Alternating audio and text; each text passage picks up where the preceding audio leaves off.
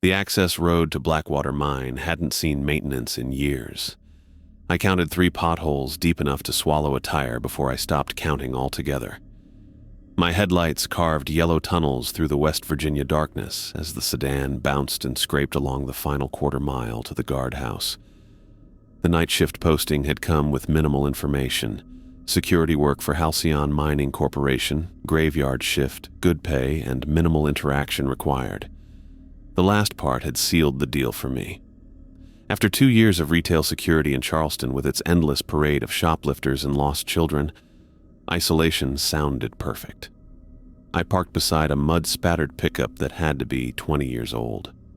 The guardhouse, a single-story cinder-block building with metal-framed windows, squatted at the mouth of the mine entrance.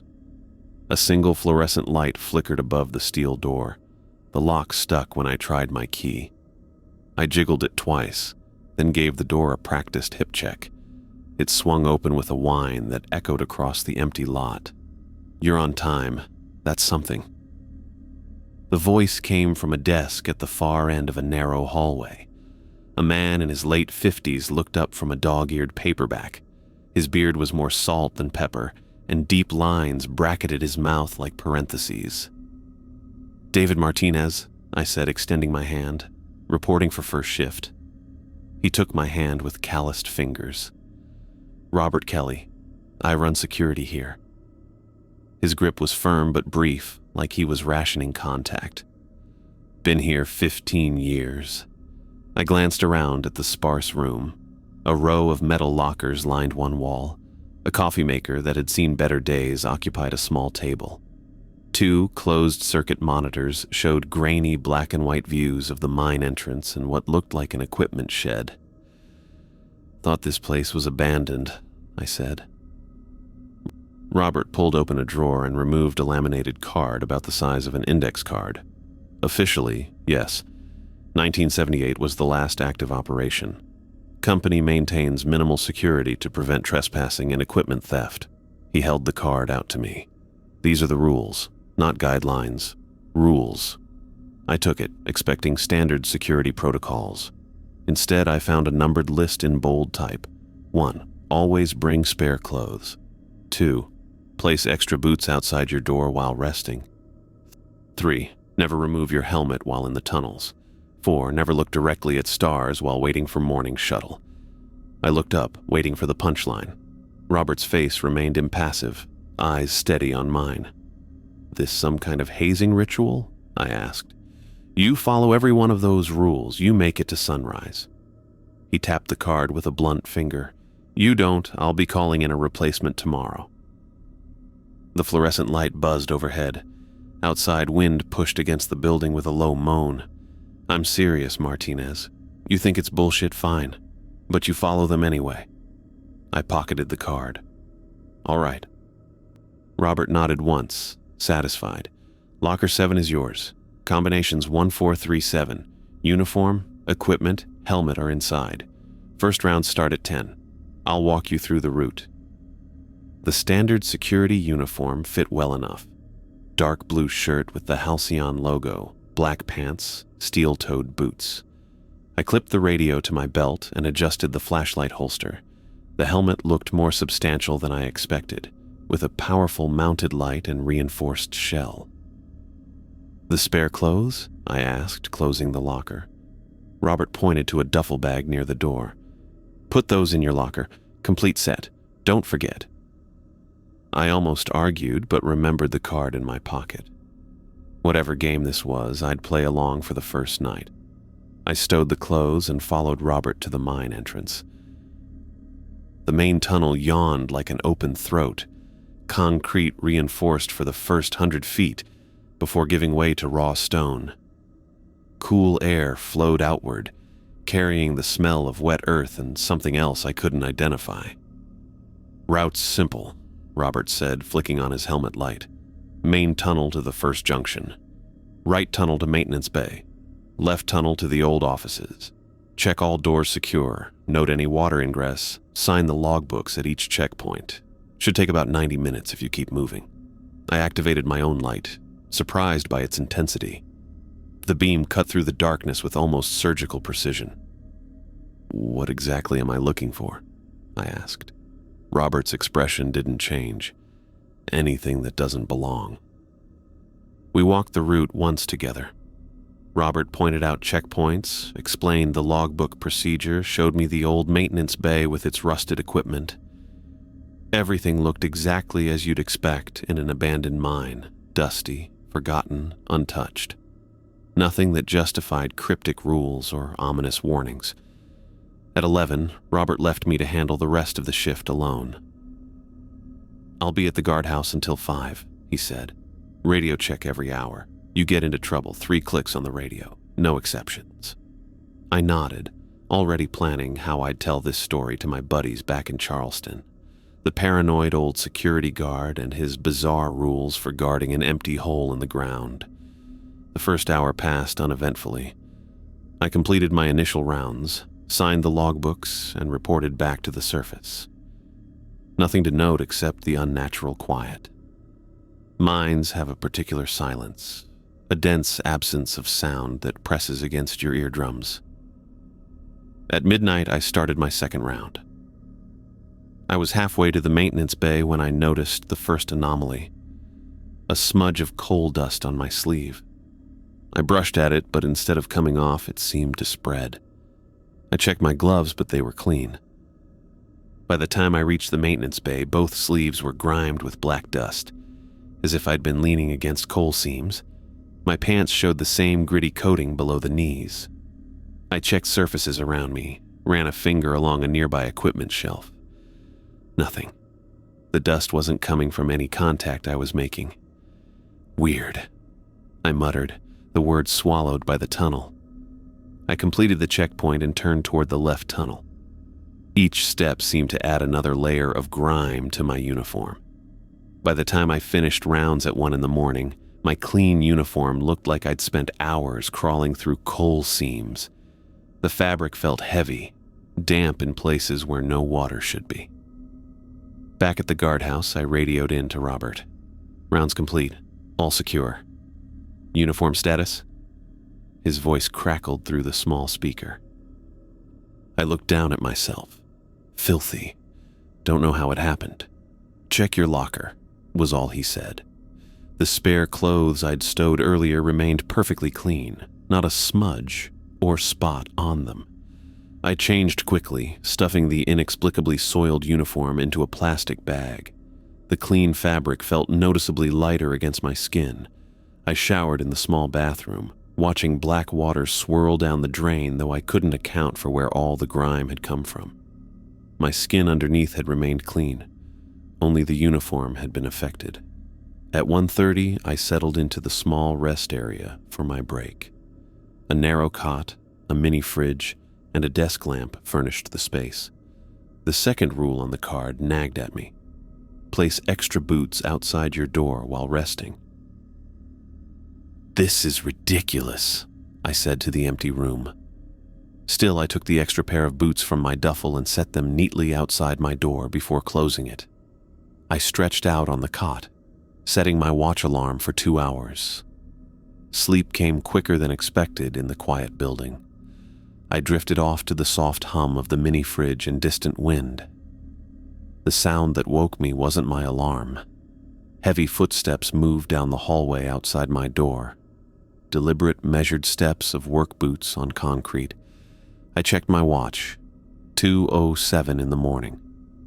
I sat up slowly, hand moving to the flashlight beside the cot. The footsteps paused outside my door. No shadow showed in the crack beneath, just silence, then the distinct sound of something being lifted from the floor. The steps moved away, heavier now, with an odd, dragging quality to them.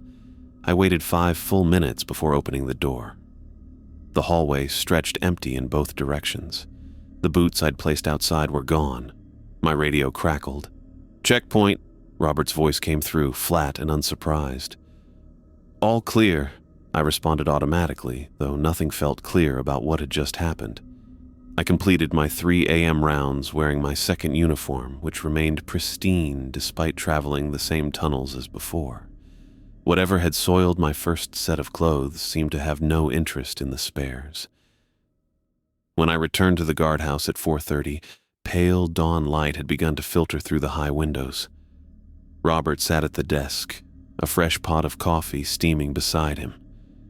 "You made it," he said, pouring 2 cups. "What exactly happened to my boots?" I asked, accepting the coffee. Robert gestured toward the door. "Check for yourself." Outside my room, where I'd left my clean black boots, sat a pair of mud-caked mining boots. They were at least 2 sizes larger than mine, the leather cracked with age, metal eyelets green with corrosion. A faded name was still visible along the inner edge of the right boot. "Harkins." "Jesus," I whispered. "First rule keeps the mind from claiming you as one of its own," Robert said, sipping his coffee. "Second rule gives them something else to take." "Them?" Robert's weathered face showed the ghost of a smile. "You'll learn more tonight. Shift's over at 6. Might want to check outside your door again before you leave." I did as he suggested. The ancient boots had vanished, replaced by my own clean pair, arranged nearly side by side as though they'd never been moved. As I changed into my street clothes, Robert's warning about the rules started making terrible sense. Whatever game I'd thought I was playing had real stakes, and I was just beginning to understand the rules. The mine tunnels narrowed as I made my way deeper into the 3rd checkpoint. My boots left clear prints in the damp clay floor, the earlier set still visible from my first round. Temperature dropped the further I went, probably 45 degrees now, breath visible in the beam of my helmet light. The air smelled different down here too, stagnant water, rusting metal, and something else, something organic. I checked my watch. 2:35 in the morning. 3 hours into my second night shift at Blackwater Mine. The maintenance bay checkpoint had been clean, logbook notation perfect, everything in its place. Nothing out of the ordinary except for the silence. That dense, waiting quality to the air that made the hair on my neck stand up. The beam from my helmet caught dust motes swirling in patterns that didn't match any air current I could feel. They drifted in tight spirals, almost like they were following an invisible finger tracing circles in the darkness. I logged the time at the 3rd checkpoint, a small alcove with a metal box bolted to the stone wall. My handwriting looked steady in the log despite the cold making my fingers stiff. Whoever had signed before me, Robert, presumably, had made his entry exactly 24 hours earlier.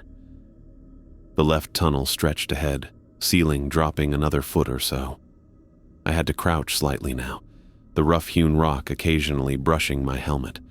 Water trickled somewhere to my right, the hollow plink-plink marking seconds like a metronome. The first flicker of my helmet light was so brief I nearly missed it. A quick stutter, then back to full brightness. The second flicker lasted half a second. The third left me in darkness for a full 2 beats of my heart. I stopped moving, tapped the light housing with my knuckles. It came back on. "Batteries," I muttered, remembering the spares in my pocket. 4 double A's wrapped in plastic. The light went out completely. Darkness in a mine isn't like regular darkness. It's absolute. Consuming. My hand disappeared 6 inches from my face. The world contracted to what I could touch and hear. I reached for the spare batteries, fingers closing around the plastic package in my pocket. Then I remembered Rule 3. Never remove your helmet while in the tunnels. My thumb brushed against the battery compartment at the back of the helmet. Opening it meant taking the helmet off, breaking the rule. I hesitated, listening to my own breathing bounce off the close walls. Something else was breathing too, low and ragged, coming from further down the tunnel. Not wind, not machinery. Too wet, too organic. The sound of lungs that hadn't worked in a very long time, struggling to pull in air. I backed up a step. My boot heel connected with something soft that hadn't been there before. The breathing stopped. Something substantial shifted its weight 20 feet ahead, creating a sound like gravel sliding down a slope. Heavy, deliberate, moving toward me. I kept backing up, one hand on the wall for guidance, the other still gripping the useless light housing. The wall felt different under my fingers, no longer rough stone, but something closer to wet fabric.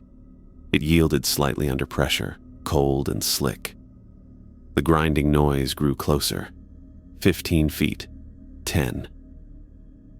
I gripped my helmet with both hands and struck it against the wall, not hard enough to crack it, just a solid impact against the light housing. The bulb flickered weakly, catching the edge of something pale and curved like a rib before going dark again. I hit it harder. Once. Twice. On the third strike, the light surged back to life, filling the tunnel with harsh white illumination. For a fraction of a second, maybe a quarter of a second, I saw them. 3 figures in decomposing mining coveralls, fabric hanging in strips from skeletal frames, hands with too many joints reaching toward me, empty eye sockets in gray-green faces, mouths frozen in permanent screams. Then nothing. The tunnel stretched empty before me, water still dripping steadily from the ceiling. I didn't run. Running in a mine is how people die. But I moved faster than regulation pace back through the checkpoints, helmet light blazing steady now, eyes checking every alcove and shadow. Nothing followed me that I could see. Nothing made sound beyond my own footsteps and the constant mineral seepage. Robert was waiting at the guardhouse when I returned at 4:15, 2 cups of coffee steaming on the desk. His eyes moved from my face to my helmet, then to my hands, which I realized were trembling slightly. "Light went out," I said, settling into the chair across from him. He pushed a cup toward me. "Third checkpoint?" I nodded, wrapping cold fingers around the warm mug. "How'd you know?" "Same place it happens to everyone." He leaned back, chair creaking under his weight. "What did you see?" The coffee tasted terrible, burnt and bitter. I drank it anyway, letting the heat work through me. 3 miners, skeletal, reaching. Robert nodded as if I'd confirmed the weather forecast. 37 miners died here in 1978. Official report says tunnel collapse. 8 bodies recovered. 29 still down there somewhere. That's 37 total, I noted. Good math. His mouth twitched in what might have been a smile. "You think I'm running a skeleton crew here by accident?" I set my mug down. "You're saying what I saw was real. I'm saying follow the rules and you live to collect a paycheck." Robert pulled a folder from his desk drawer and slid it across to me. "Halcyon Mining Corporation maintains one-night watchmen at all closed facilities. Officially, we're here to prevent equipment theft and vandalism." Inside the folder was a contract with my signature standard security guard paperwork. Beneath it lay a second document on thick yellowed paper, written in language that read more like an exorcism than a job description. "We're not security guards," I said, closing the folder. "We're containment." Robert's weathered face gave nothing away. "The dead don't leave. Not these ones. Government sealed the mine after recovery operations found conditions unsuitable for continued extraction. That's bureaucrat talk for shit got weird and we're burying it." "Why keep it open at all? Why not collapse the entrance?" I asked. "They tried that in 1982. Robert sipped his coffee. By 1984, half the town of Beckley was reporting home invasions where nothing got taken. Cold spots in houses built over old mining roads. Children with imaginary friends who knew things about tunnel work from the 30s. I thought about the skeletal hands reaching through darkness. "So we're keeping them contained. Down there." Robert nodded. "Your helmet never fails by accident. The light goes out when they want it to. They test everyone who takes this job. And the 4th rule? About the stars?" For the first time, genuine emotion crossed Robert's face. Something between fear and resignation. "You've got about an hour before the morning shuttle arrives, plenty of time to finish paperwork." He changed the subject after that, walking me through incident reports and the proper way to log maintenance requests. Professional, practical talk that never circled back to what lived in the mine or why the dead miners would want to reach for me in the darkness. When my shift ended at 6, I understood I wasn't just punching a clock for halcyon mining. I was holding a line between the living and the restless dead, between ordinary darkness and something hungry that lived within it. The paperwork named it a security position, but the rules told the truth. I was a barrier, and barriers only exist where something needs containing. I clocked out at 6 in the morning, bones tired in that particular way night shifts leave you. The logbooks were signed, rounds completed, and my second pair of boots, the ones that hadn't been stolen by whatever walked the corridors at night, were laced tight for the walk to the shuttle pickup. Robert watched me gather my things, leaning against the doorframe of the guardhouse office. "Shuttle runs 10 minutes late sometimes," he said. "Weather and road conditions." I nodded, shouldering my duffel. My street clothes smelled like home. Laundry detergent, normal life. A stark contrast to the mine's perpetual damp earth and metal reek that had settled into my uniform. "I'll wait outside," I said. "Morning air might clear my head." Robert's hand caught the door before I could push through. "Remember Rule 4? The laminated card was still in my pocket, edges already softening from handling. I didn't need to check it. Never look directly at stars while waiting for morning shuttle. He studied my face a moment too long, then let his hand fall. Good enough. Outside, pre-dawn light painted the eastern horizon in thin bands of gray. The air hung cold and still, somewhere around 38 degrees. No birds yet, no insects, just the low mechanical hum of the mine's ventilation system and my own footsteps crunching across gravel. I settled on a concrete parking bumper at the edge of the lot. My watch read 6:07. The shuttle usually arrived between 6:15 and 6:20 to take night shift workers to the motel in Beckley, where most of us stayed. Sleep tugged at my eyelids. I'd seen the dead miners last night. Real or not, the experience had drained me. I still felt the weight of those empty eye sockets tracking my movements, the impossibly dry sound of bone fingers scraping against stone. A peculiar quiet had fallen. The ventilation system had cycled off, leaving the kind of silence that feels like pressure against your eardrums. I focused on keeping my eyes at horizon level, watching the access road for headlights. That's when I noticed the first unusual thing. No dew on the gravel. Despite the cold morning, every stone lay bone dry. The second anomaly followed immediately. The air around me had stopped moving entirely. No breeze, no temperature variation. Like being suspended in amber. Above, something glimmered. The sky wasn't fully dark anymore, but it wasn't light either. That perfect liminal space between night and dawn, where stars should be fading. Except these particular points of light seemed to be growing brighter. My chin tilted upward before I could catch myself. They weren't stars. Dozens of pale blue-white lights hung above the tree line in perfect geometric formation. Too orderly, too uniform, and definitely getting larger. I dropped my gaze immediately, heart hammering against my ribs. Rule 4. I'd just broken Rule 4. The lights pulsed once, twice, like synchronized heartbeats. Then they began to descend.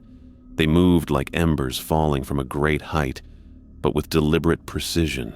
No random drifting, no natural pattern.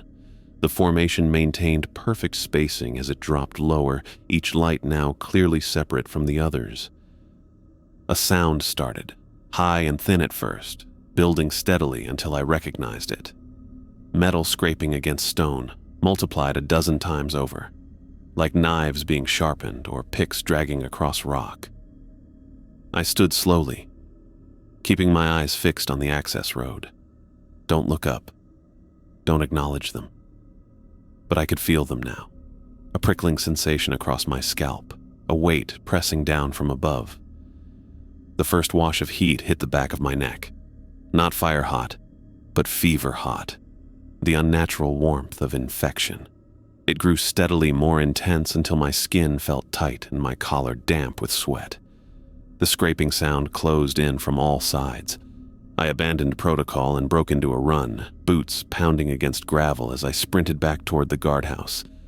The heat chased me, building until the air around me wavered like asphalt in summer. Something swept past my left ear, a concussive whoosh of superheated air that smelled like copper and burnt hair. Another brushed my right shoulder, leaving a perfect circle of numbness in its wake. The guardhouse door appeared ahead, still shut. I slammed my palm against it once, twice. It swung open. Robert's weathered hand shot out, grabbed my shirt collar, and yanked me inside with surprising strength. The door banged shut behind me, lock engaging with a solid click. "Down," he ordered, shoving me below window level. I dropped to the concrete floor, lungs burning, skin crawling with the memory of that unnatural heat. Robert crouched beside me, one hand pressed against the door, the other gripping a small leather pouch. "Did they touch you?" His voice was taut, professional. "No, close but no." Outside, the scraping sound circled the building, once, twice, 3 times, like a predator testing barriers. Robert watched through the narrow gap between window blinds, his face illuminated by pulsing blue-white light. "What the hell are they?" I asked, keeping my voice low. "Old as the mountain," he answered without looking away. "Maybe older." The light outside intensified, casting hard-edged shadows through the blinds. They stretched across the floor like prison bars, then shrank as the source moved higher. "They're leaving," Robert said, "back to their holding pattern." I pulled myself up using the desk edge, legs still unsteady. Through the window, I could see the lights ascending in the same perfect formation, receding until they were again just points against the lightening sky. "You looked up," Robert said. Not a question. "I didn't mean to." He grunted, pocketing the leather pouch. "Nobody ever does." The room felt 10 degrees warmer than it should have. I shed my jacket, noticed a perfect circle burned through the right shoulder, fabric edges cauterized black, no fraying. "The miners below aren't the only things haunting this place," Robert said, moving to the coffee pot. He filled it with water, measured grounds with practiced precision. "Something else watches from above. Has been for generations. Watches for what? Acknowledgement." He flipped the switch, and the coffee maker gurgled to life. "You don't look at something, truly look at it, unless you believe it exists. Once you do that, you've invited it in." I thought about the perfect formation, the deliberate descent. They knew I was there. They were hunting. Robert nodded. "First week I worked here, I nearly died the same way. Thought the stars looked strange. Learned my lesson quick." He poured 2 cups when the coffee finished brewing, handed me one. This morning's batch tasted better than yesterday's. Less burnt, more actual coffee flavor. "The mine disaster in 1978, he said after a long silence. "Official report says tunnel collapse. Reality was messier."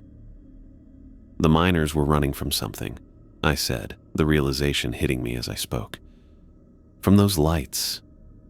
Robert gestured toward the ceiling. They'd been hunting the night crews for weeks, picking them off one by one during shift changes. The miners figured they'd be safer underground than exposed on the surface. I remembered the skeletal figures in the tunnels, their grasping hands. They were wrong. They were trapped, Robert corrected. The things above can't go below ground. Something about the earth itself keeps them out. But once the miners were cornered down there with no way out, he let the sentence hang. The implications settled over me like the fine coal dust that had coated my first uniform. So the mine itself is actually a sanctuary. From them. "If you follow the rules," Robert said. "The clothes, the boots, the helmet, all that keeps the dead miners from claiming you as one of their own. But the last rule keeps the things above from marking you as prey," I finished. He nodded once, approving. "The company knows. Has since the beginning. That's why there's always been a night watchman here. Someone to maintain the balance." Through the window, normal dawn had finally broken. Pale sunlight spilled across the parking lot, revealing nothing unusual, just gravel, scraggly mountain vegetation, and the winding access road. The shuttle's headlights appeared in the distance, bouncing along the uneven terrain. "You still want the job?" Robert asked, watching me. I thought about the miners below, forever trapped in darkness, the entities above, forever hunting, the thin line between them where humans like me and Robert stood guard. "Yeah," I said, "I do." He seemed satisfied with that, though nothing in his expression changed. "Tomorrow night we go deeper. There's someone you need to meet." The shuttle pulled up outside, engine idling. I gathered my things, careful not to look up at the now innocent morning sky. Robert caught my arm as I reached for the door. "Remember what you learned today. The rules aren't just for you. They're for everyone in Beckley. Everyone who lives within range of this place." I stepped outside into normal morning light, feeling the weight of invisible eyes tracking my movement all the way to the shuttle door. Something told me they'd be waiting tomorrow night. They'd always be waiting now. The rules weren't just a job requirement. They were survival. I checked my watch. 11:17 at night. My third shift at Blackwater Mine had started just over an hour ago. The cinderblock walls of the maintenance bay felt damper than before, water beading where the ceiling met the walls, temperature holding steady at 42 degrees. A new drip had formed near checkpoint 2, steady and rhythmic, forming a puddle roughly 8 inches in diameter. I marked it in the logbook, noting date, time, and approximate flow rate. Just another detail, just another shift. "East tunnel flooded beyond marker 37. I reported over the radio. "Water's about 3 inches deep and rising." Robert's voice crackled back. "Expected this time of year. Stay clear of it." The deeper sections were my last checkpoint, the third tunnel junction where I'd encountered the miners 2 nights ago. I'd spent my off hours researching the 1978 disaster, finding little beyond sanitized news reports and a memorial plaque in Beckley listing 37 names. I clicked my helmet light twice, testing it. The beam cut strong and steady through the darkness. Fresh batteries installed before my shift, spares in my pocket. I wouldn't make the same mistake again. The tunnel narrowed as I descended, ceiling dropping to where my helmet occasionally brushed rock. The air changed too, colder, heavier with mineral content. My breath fogged in the light beam. Water trickled somewhere out of sight, a constant background noise that masked other sounds. Checkpoint 3 came into view, the metal box gleaming dully in my light. I opened it with my key, checked the previous entry, Robert's signature from the night before, then signed my own name and noted the time. 12:22 a.m. That's when I heard it, not dripping water, not settling rock. A scraping sound, methodical and purposeful, like something hard drawn across stone. Once, twice, 3 times. Then silence. I kept the beam pointed at the logbook, focusing on finishing my entry. When I closed the box, I deliberately swept the light in a wide arc, illuminating the tunnel ahead. Nothing, just rough-hewn rock and timber supports. The scraping started again, this time from behind me. I turned slowly, tracking my light across the empty tunnel. "Hello?" The beam flickered once, a brief stutter that sent my pulse racing. It stabilized, then dimmed to half strength before surging back to normal. The air temperature dropped suddenly, my next breath creating a thick cloud that hung, suspended before my face. The light went out completely. I slapped the housing, remembering how it had worked before. Nothing. Darkness closed in, absolute and consuming. I reached for the spare batteries in my pocket, then froze. Rule 3. Never remove your helmet while in the tunnels. The scraping sounds multiplied, coming from all directions now. Not random, coordinated, like multiple tools working in unison. I backed against the checkpoint box, mentally mapping my escape route. My helmet light clicked back on without my touching it. They stood in a semicircle, blocking my path back to the surface. 7 figures in decomposing mining coveralls, some little more than skeletons with scraps of fabric clinging to bone, others more recently dead with gray-green flesh stretched tight over skulls, empty eye sockets fixed on me, mouths hanging open in silent screams. One stepped forward, taller than the others, coveralls less degraded, a name patch still visible. Harkins. The same name that had been on those ancient boots left outside my door. "I need to continue my rounds," I said, keeping my voice steady. They didn't react, didn't move, just stood watching me with those empty sockets. I remembered what had happened last time, how they'd vanished when my light returned. This time they remained solid, unmoved by the beam. Harkins took another step forward. His hand, mostly bone with strips of desiccated tissue, extended toward me. I backed away, moving deeper into the tunnel rather than trying to push past them. "I'm not meant to be here," I said, uncertain why I was speaking to them. "I'm just security." Harkins tilted his head, a gesture unnervingly human. His jaw moved, making a dry clicking sound. No words came out, but I understood the message. They had been just miners once. I turned and ran deeper into the tunnel, breaking protocol but seeing no alternative. My light beam bounced wildly across the walls as I moved, catching glimpses of support beams and ancient equipment. Behind me, multiple sets of footsteps followed, not running, but moving with steady, inevitable purpose. The tunnel widened into a chamber I'd never seen before, not on any map Robert had shown me.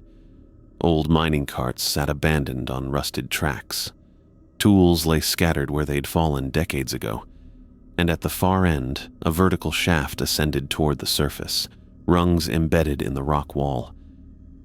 An escape route. I scrambled toward it, checking my watch.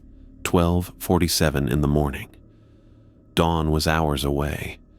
The dead miners entered the chamber behind me, spreading out to block any retreat. Harkins remained at their center, his empty gaze fixed on me as I backed toward the ladder. My boot hit the first rung. I kept my light trained on the miners while climbing backward, one hand maintaining my grip. 20 feet up, another tunnel branched off, narrower but sloping upward toward what might be the surface. The miners didn't pursue up the ladder. They simply watched, heads tilted at identical angles, waiting. I reached the branch tunnel and hauled myself into it, sweeping my light across cobweb-filled darkness, disused but intact. The air felt different here, moving slightly, carrying a hint of pine and mountain night. I followed it upward, crawling in places where the ceiling dropped too low to stand. The tunnel curved, rose, then leveled out. Ahead, a faint gray rectangle appeared, moonlight filtering through what had to be an exit. Relief surged through me. I moved faster, reaching a rusted metal door that hung partially open. Cool night air slipped through the gap. I pushed through onto a small rock ledge overlooking the main mine entrance from above. The guardhouse sat 200 yards below, lights burning in the windows. Safety. Almost there. I checked the sky out of habit, keeping my gaze on the horizon. The stars appeared normal, distant pinpricks against black. A clear night, temperature in the mid-30s. My breath fogged in the air as I plotted my descent down the rocky slope. That's when I noticed. No insects chirping, no night birds, no distant machinery hum. Complete silence. I froze, suddenly aware of the exposed position I'd put myself in. The silence broke with a soft whistling sound from above, like air escaping a pressurized container. Then another, and another. I kept my eyes fixed firmly on the guardhouse below. Don't look up. Rule 4. The whistling intensified, accompanied by that now familiar metallic scraping. Heat bloomed against the back of my neck, not natural warmth, but that fever-hot sensation I'd felt during the shuttle incident. They were here, directly above me, waiting. I was trapped between two forces, dead miners below in the tunnels, sky entities above in the darkness. The realization hit me with sudden clarity. Each rule protected against a specific threat. The spare clothes prevented the mind from claiming me. The extra boots outside my door gave the wandering spirits something to interact with. The helmet light kept the underground dead at bay. Never looking at the sky prevented the surface entities from locking onto me. But I'd broken the third rule by removing my helmet to change batteries, and I'd broken the fourth by accidentally looking up 2 mornings ago. I'd compromised the delicate balance that kept me safe. The heat intensified above me, pulsing in waves. Below, the tunnel door creaked wider, bone-white fingers curling around its edge. Movement caught my eye. A figure emerging from the guardhouse, moving with purpose across the gravel lot. Robert carrying something long and slim. A shotgun. He looked up, somehow knowing exactly where I was despite the darkness. "Don't move!" he shouted, voice carrying clearly in the still air. The door behind me opened fully. Harkins stepped onto the ledge, followed by 3 other miners, their empty eyes fixed on me, jaws working silently. Above, the heat condensed into visible light, blue-white points arranging themselves in that familiar geometric pattern, descending slowly. Robert reached the base of the slope, shotgun raised. "Cover your ears!" I clamped my hands over my ears as he fired upward, once, twice, 3 times in rapid succession. The blasts echoed across the mountain, but instead of buckshot, they released clouds of white particles that hung suspended in the air. Salt. He was firing salt rounds. The lights above scattered, their perfect formation breaking apart. The heat dissipated instantly, replaced by normal mountain chill. Behind me, the miners retreated into the tunnel, bone fingers scraping against rock as they disappeared into darkness. Robert climbed toward me, reloading as he moved. "You're breaking protocols left and right tonight," he said when he reached me. No anger in his voice, just professional assessment. "They didn't disappear when my light came back on," I explained. "They kept coming." He nodded, scanning the sky. "They're learning, adapting. Both sides are. Both sides. Whatever's above and whatever's below." He gestured with the shotgun barrel. "They've been fighting over this mountain longer than people have been digging in it. We're just caught in the middle." We descended carefully, Robert leading the way. Back at the guardhouse, he locked the door behind us and laid the shotgun on his desk. Not a hunting weapon, a tactical model with custom modifications. 15 years? He said, answering my unasked question.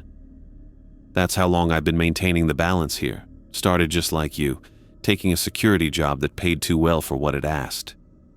I sat across from him, still processing what had happened. The mine company knows what's here. Of course they do. He pulled a logbook from his drawer, older and thicker than the checkpoint ones. Every incident, every manifestation, every breach, it's all documented. They need to know exactly what might get loose if we fail. Get loose? Into Beckley? Robert's weathered face remained impassive, but his eyes told a different story. "Before I came on, there was a 3-month gap with no night watchman. 27 deaths in Beckley that winter. Official causes: carbon monoxide poisoning, hypothermia, heart failure. Real cause?" He tapped the logbook. "They got out." I thought about the miners reaching for me with their bone fingers, the lights descending from above with their unnatural heat. What do they want? The dead below want company. The things above want... He paused, searching for the right word. Consumption. And the rules keep them separated. He nodded. The miners can't go above ground at night because those things are hunting. Those things can't go below ground because the earth itself keeps them out. We maintain the balance by not belonging fully to either domain. Robert pulled a small leather pouch from his pocket, identical to the one he'd held during the shuttle incident. "Salt and iron filings, old protection, works better than it should." "Why me?" I asked finally. "Why bring me into this?" He studied me for a long moment. "Because I'm 63 years old with 2 stents in my heart and arthritis in both knees, because someone needs to know all this when I can't do it anymore. Understanding settled over me. I'm your replacement, if you choose to be. He leaned back, shadows deepening the lines in his face. Not many can handle this job. Fewer still can understand why it matters. Outside, the night had returned to normal. Insects chirped, a distant owl called, the mundane sounds of an ordinary mountain evening. But I knew better now. I'd seen what waited in the darkness, both above and below. I'd felt the heat of their attention, witnessed their patient hunger. Someone had to maintain the balance. Someone had to follow the rules and keep the boundaries intact. I need to know everything, I said. All of it. Robert's expression didn't change, but something like approval flickered in his eyes. Tomorrow night, he said. There's someone you need to meet first. I arrived at the guardhouse at 10:30, half an hour before my shift officially started. Robert waited inside, a map spread across the desk and 2 steaming cups beside it. 4th night. My boots still held coal dust from yesterday's rounds, the leather already taking on the dull patina of regular use. Thought you might want to see this, Robert said, tapping the yellowed blueprint. Complete tunnel system, not just the sections in the official security manual. I studied the layout, 3 main shafts branching into dozens of smaller tunnels, ventilation corridors, maintenance bays. Most extended beneath the mountain for distances I hadn't realized possible. My rounds had covered maybe a quarter of the full system. These areas here, Robert traced a finger along a section marked with faded red ink, collapsed in 1952. 7 men lost. This junction flooded in 1965. Took 4 more. And here.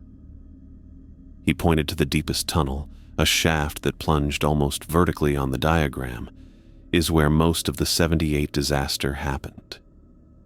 29 bodies never recovered, I said, recalling my research. Robert nodded. Plus 11 more from earlier accidents that were too dangerous to retrieve, and 1 more recent. Recent? He pulled a folder from his desk drawer and removed a newspaper clipping dated 6 months earlier. The headline read, "Local historian missing, presumed lost in hiking accident." James Crawford, Robert said, 35. History professor at Beckley Community College, specialized in Appalachian mining disasters. He tapped the man's photo. Dark hair, serious eyes, academic-looking with wire-rimmed glasses. Got interested in Blackwater after finding mentions of it in old county records. Started asking questions around town. I studied the face, committing it to memory. He came here. 3 times that I know of. Caught him twice during daylight hours, escorted him off the property. 3rd time he came at night. Must have watched my routines. Waited until I was on the far side of my rounds. What happened? Robert's expression remained neutral, but his fingers tightened almost imperceptibly around his coffee cup. Security footage shows him entering the main tunnel at 1:17 in the morning. No footage of him leaving. I glanced at my watch, 10:45. 15 minutes until my shift started. You think he's still down there? In a manner of speaking. Robert folded the map deliberately, creasing each section with methodical precision. Your rounds tonight include the deep shaft, Junction D past checkpoint 3. I need you to verify something for me. He reached under the desk and removed a canvas bag, placing it between us. Inside, a heavy flashlight with fresh batteries, a canister of rock salt, and a leather pouch identical to the one he'd used against the sky entities. The miners you've seen so far died decades ago, he said. Most are just imprints, echoes. But fresher ones, they're different, more aware, more purposeful. You think Crawford is active down there? Robert nodded once. 2 nights ago, motion sensors triggered in the deep shaft. Last night, Checkpoint 3's logbook had a new signature that wasn't mine or yours. He slid the most recent logbook across the desk. I flipped to yesterday's entry for checkpoint 3, finding my signature from my 2 a.m. rounds. Below it, in different handwriting, someone had written, J. Crawford, 3:47 a.m. Conditions unchanged. My skin prickled. Could someone else have gotten in? Doors were locked, perimeter undisturbed, security system functioning normally. Robert tapped the leather pouch. Take this with you. Salt circle if you need containment.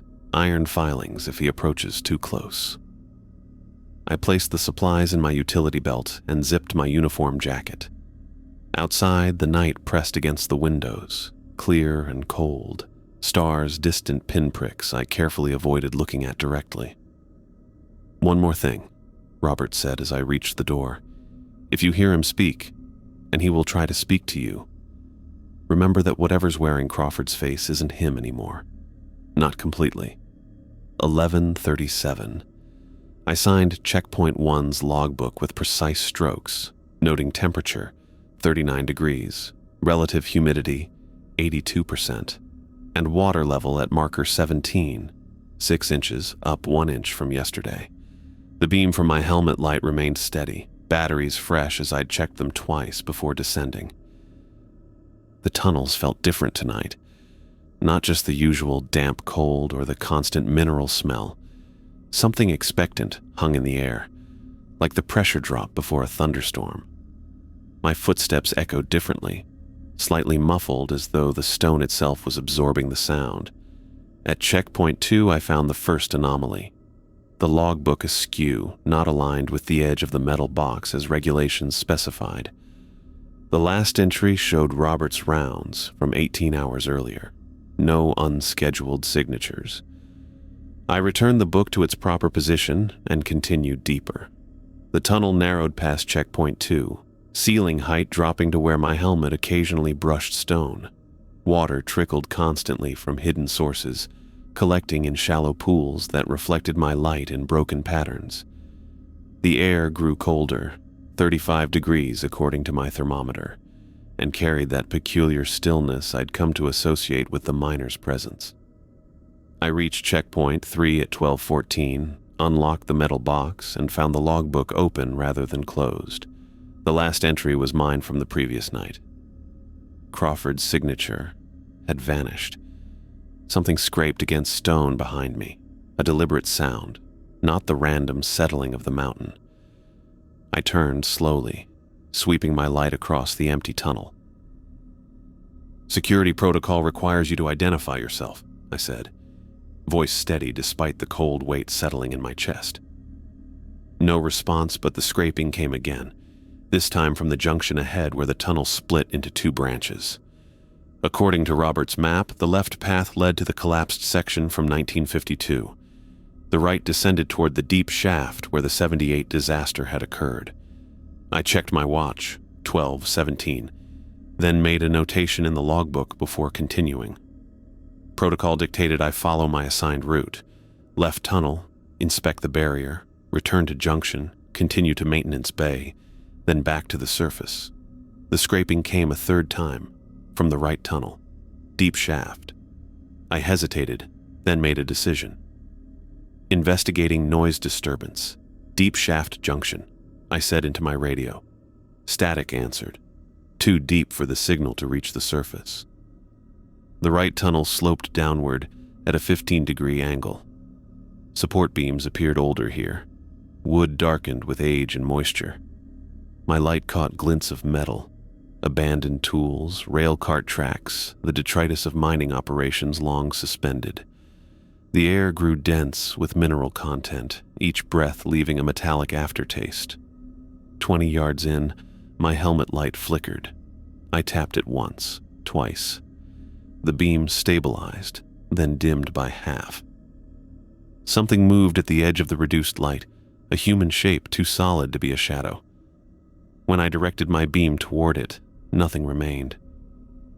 I know you're there, I said. I've seen your signature in the logbook, Crawford. The light died completely. I reached for the backup flashlight, remembering Rule 3. Never remove your helmet in the tunnels. The darkness pressed against me, absolute and consuming. No ambient light, no adjustment of pupils possible at this depth. A voice spoke from directly ahead. Male, academic, with a slight tremor beneath the words. "You're not supposed to be here." Not threatening, almost concerned. I kept the helmet on, fumbling for the flashlight at my belt. "Neither are you, Professor Crawford," I replied, finding the flashlight switch. The beam cut through darkness, illuminating the tunnel ahead. He stood 15 feet away, not the skeletal remains I'd expected, but nearly intact. A man in his mid-30s wearing muddy hiking clothes, dark hair plastered to his forehead, wire-rimmed glasses askew on a face that retained most of its features. Only his eyes revealed the truth. Not empty sockets like the older miners, but milky orbs that reflected my light with an unnatural sheen. "You know my name," he said.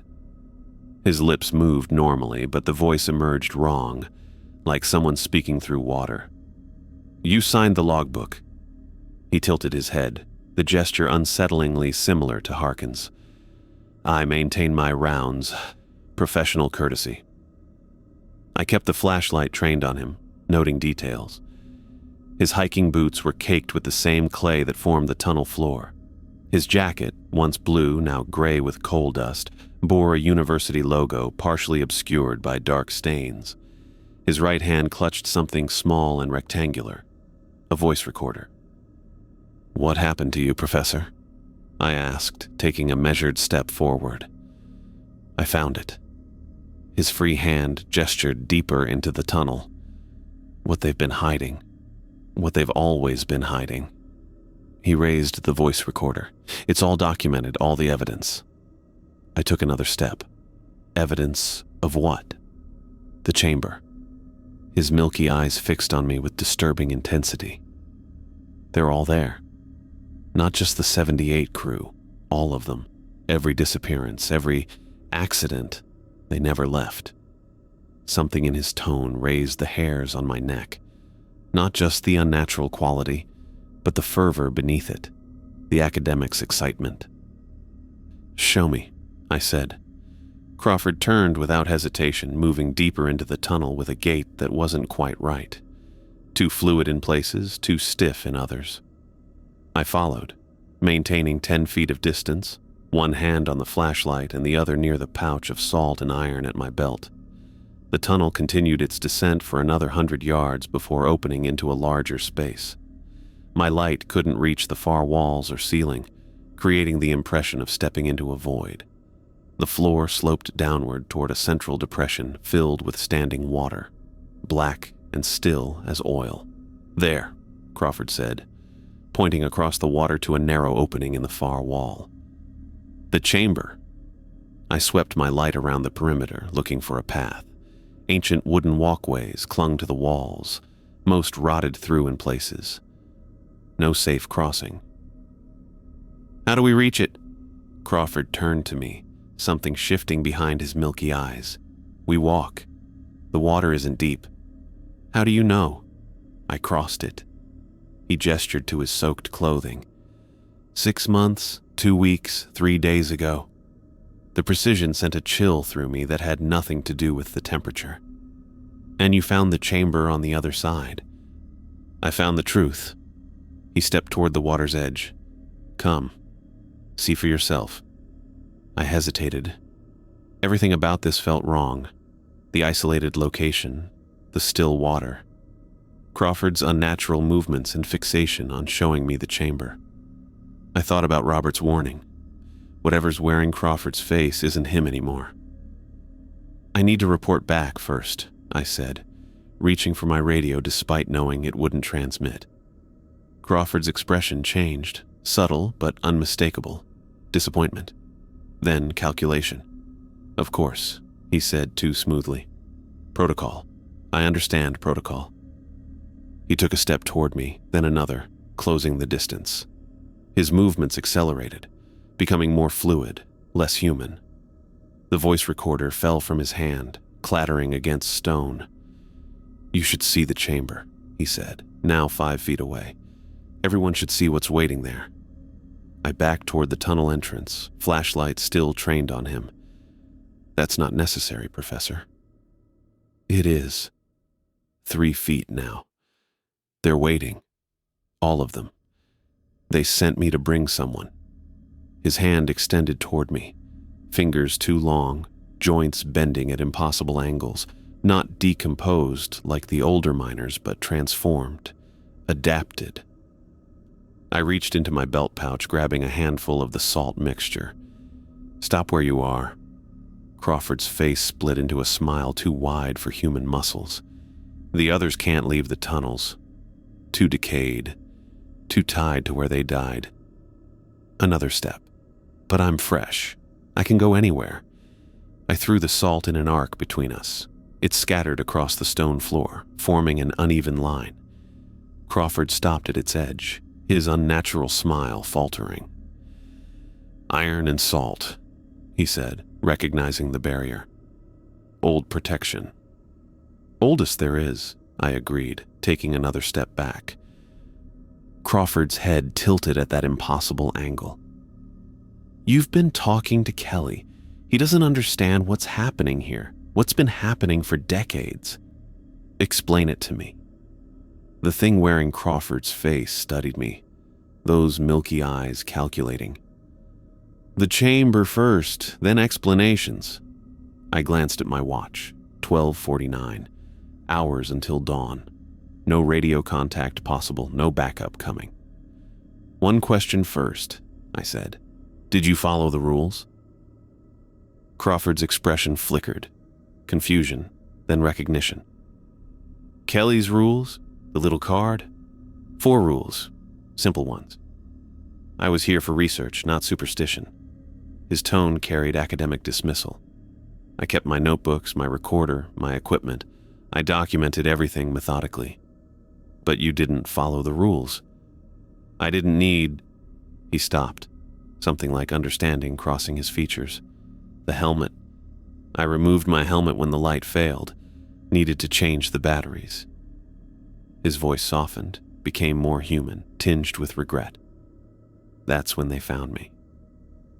I added more salt to the line between us, reinforcing the barrier. And now you're one of them. Not exactly. Crawford took a half step back from the salt line. They're remnants, echoes.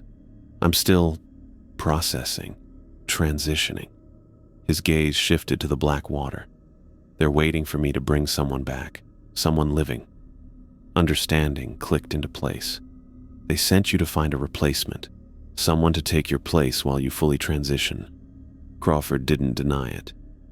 It doesn't hurt, not after the initial shock. His voice had taken on a persuasive quality, almost soothing. You just let go. Accept the darkness. Become part of something ancient. I backed toward the tunnel, maintaining the salt barrier between us. I'm going to leave now, Professor. I suggest you stay here. His expression hardened instantly. You can't leave. None of us can leave. That's the rule. Not my rule. I continued backing away, one careful step at a time. Crawford's form blurred suddenly, becoming less solid, more shadow than substance. He moved toward the salt line, hovering at its edge. The rules don't matter, he said, voice dropping to a hollow whisper. Not to me. Not anymore. He stepped across the salt barrier as though it wasn't there. I fumbled for more salt, scattering it in a hasty arc that Crawford simply passed through. Whatever protection worked on the older spirits had limited effect on him. I turned and ran, boots slipping on damp stone as I fled up the sloping tunnel. Crawford moved with unnatural speed, a blur of motion in my peripheral vision. I reached checkpoint 3, fumbling with the flashlight while trying to maintain my footing. The beam caught something moving to my left. Not Crawford, but other shapes emerging from the darkness. The older miners, drawn by the commotion. Harkins among them, his skeletal form blocking the path back to the surface. Trapped between Crawford and the others, I made the only choice available. I ducked into the left tunnel, the one leading to the 1952 collapse. According to the map, It dead-ended at a rockfall 70 yards in, but it was my only option. The tunnel narrowed quickly, ceiling dropping to where I had to crouch. Support beams sagged dangerously, creaking under the mountain's weight. My light caught the collapsed section ahead, a wall of jumbled rock and splintered timber blocking the passage completely. Footsteps approached from behind, not the shuffling gait of skeletal miners, but Crawford's more fluid movement. I pressed my back against the rockfall, searching for options. My light beam caught something to my left, a narrow gap between the collapsed material and the tunnel wall, barely 18 inches wide. I squeezed through sideways, scraping against jagged stone, helmet light illuminating a small pocket beyond. Not a dead end.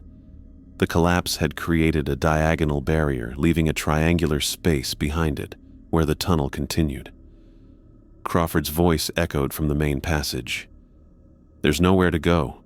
The tunnel collapsed." I pushed through completely, finding myself in a section of tunnel untouched since 1952. Ancient tools lay where they'd fallen. A broken lantern, a lunch pail dented on one side, and against the far wall, the remains of miners who'd died here. 3 skeletal figures huddled together, partially buried by fallen debris. Unlike the wandering spirits, these remains were physical. Bones still clothed in rotted fabric, helmets still strapped in place. They hadn't joined the others roaming the tunnels. They'd stayed with their bodies. Crawford appeared at the narrow gap, his form compressing unnaturally as he began squeezing through. "I found you." I backed deeper into the pocket, scanning for another exit. Nothing. Just the 3 sets of remains and the tools scattered around them. One of the miners still clutched something in his skeletal hand, a small metal container. I pried it loose, recognizing an old-fashioned powder flask for black blasting powder.